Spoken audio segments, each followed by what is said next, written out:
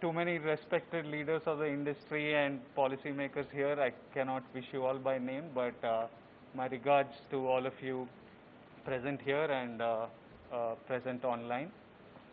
I'm from this city, so what's happening here, I love it. While growing up, as a kid, I've always had this opinion that we as a country somehow worked in hindsight.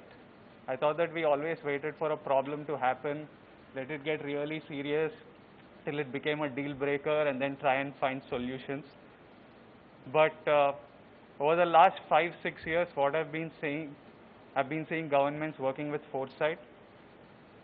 This state has become like a state of dreams. Like be it having 24/7 power supply, like my village, my district, we have water which for farming, and people are getting 2 crops a year. There's more money to spend. The land rates have gone up. All this is like magical to us. We haven't seen it in life. Be it T-Hub, be it iPass. Like these are like few of the 100 things that I am aware of. And now this Telangana e-vehicle summit, this is like foresight, and I love what is happening. And as you can see, a lot of it has happened under our current Chief Minister KTR Garu's administration, and KTR Anna, congratulations for what all's happening. I've always said we are in good hands. Other than when we have these like extraordinary crippling circumstances like the pandemic or these rains, but I'm sure we'll be well prepared. And as you see, I believe e-vehicles are the future. I'm no expert in this field, but I believe they are the future, and as you can see, I'm betting on it. So watch and wolves. Early Jan next year, we'll bring a beautiful product, and we hope to add to the clean, better lifestyles of Hyderabad. We hope to add to how beautiful our city is and improve our lifestyles. That's it. Thank you.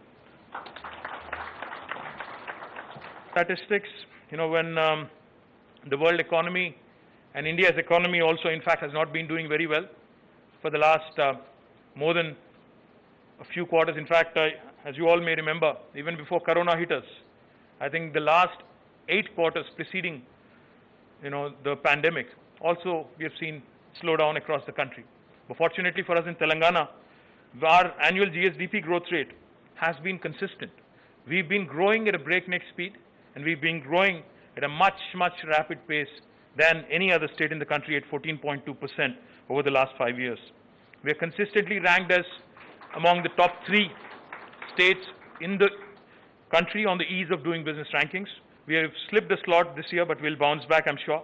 And our TS iPass, which is a landmark single window clearance system, has been instrumental in bringing more than $28 billion of investment in the last 5 years. Telangana continues to remain number 2 as a city and state in IT software exports, but our growth rate has been substantially higher than the national growth rate. In fact, while the country has been growing at about 8%, we've been growing at about 18%, which goes to show you that our growth momentum has not slipped.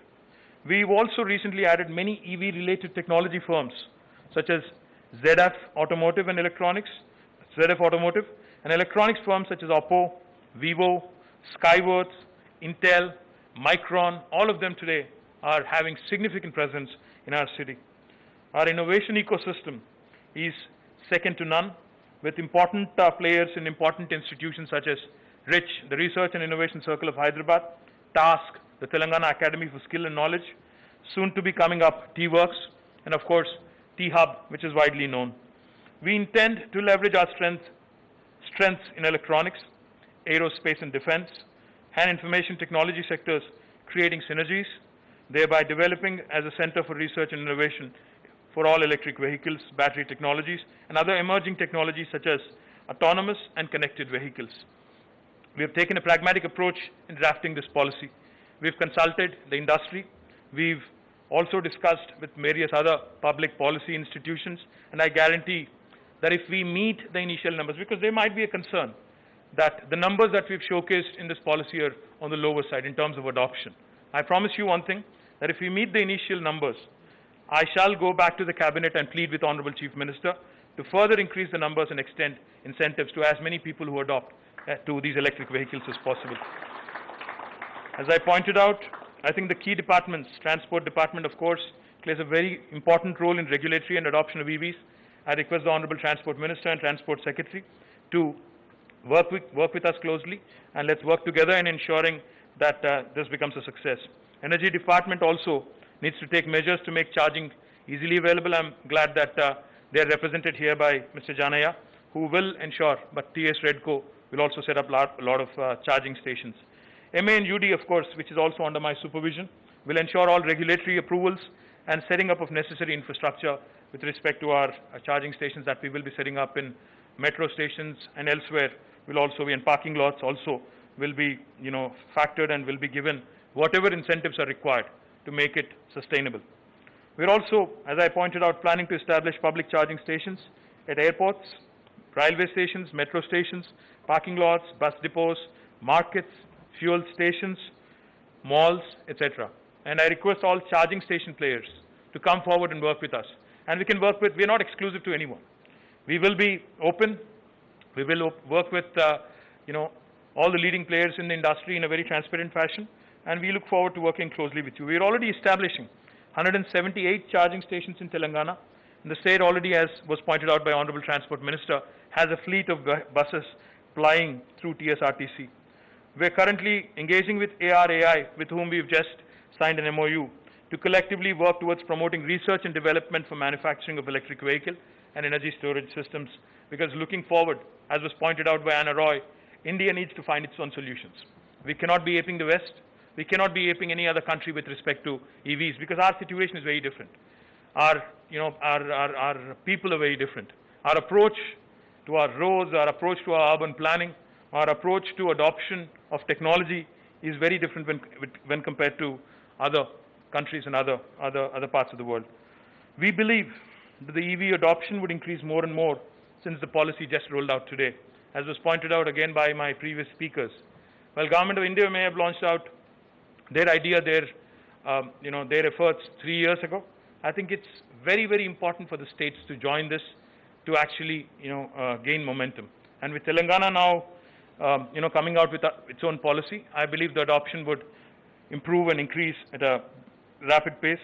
So we invite the industry in India and abroad to come forward, make Hyderabad as their base for manufacturing operations, as we believe local manufacturing is the key to achieve the price-performance parity and enable faster adoption of electric vehicles.